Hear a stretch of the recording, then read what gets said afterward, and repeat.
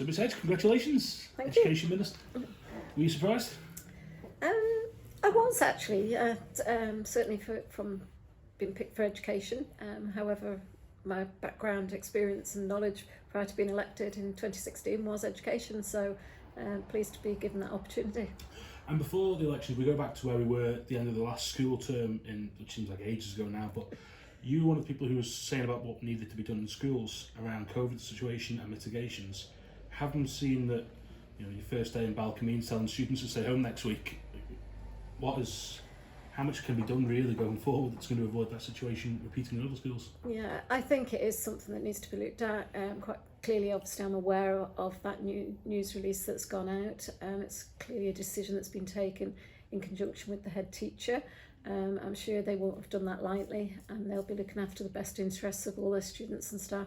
And your predecessor, Dr. Anson, he said that masks should now be considered not mandatory but strongly advised. Mm-hmm. Is that something you'd be advising across the schools in the island now? I think from mitigation for the schools, we've seen throughout COVID that the schools is a place that it can be spread, and certainly I would be following that same route, that's strongly advised. If public health or council of ministers in the future change that, or I think it's possibly happening in the UK, I think we do need to consider it, and obviously then we need to be aware of people's health concerns, and make sure that if it is mandatory, that it's acceptable for all.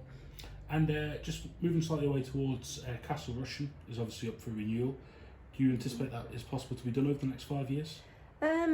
Certainly I need to get myself into the department. I need to find out where everything's up to, and I will obviously hit the ground running with this. There's obviously things in place already, but I think it will come forward.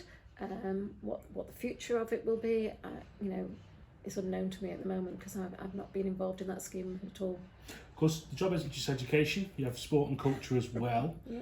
The NSC flumes are forever being the problem, which has dogged Dr. Anderson, and even before then, it was something which has gone around in the sports side of things. In terms of that, how do you see as you sit here now, what would you like to say in the next 5 years do you like to be able to do with sport on the island to increase participation, I'm assuming, or? Yeah, and certainly we have the Island Games that's due to be held in the island in 2029. We need to be planning for that now. We need to be making consideration for the sports that are part of the Island Games, make sure we've got the facilities, and if there needs to be some form of investment, there certainly needs to be a strategy around it, and I'm sure there will already be something in place around sport, but I need to find out what is in place and whether it's the right mix for this Council of Ministers. The Island Plan is going to be key for what we want to see. I know the Chief Minister mentioned a year of sport possibly as part of his election campaign. So there's certainly a focus on sport, but not everybody's sporty. So obviously we also have culture on the island. We have the island's very unique and own culture in terms of that. How much have you been in support of that previously and going forward as well? I'm very proud of our heritage, our uniqueness and culture, and I think we do need to make sure that it's retained, and the best way to do that is through the education setting. And just finally, you were one of the more outspoken critics of the last administration. How confident are you that it can go from the outside of the tent to the inside of the tent?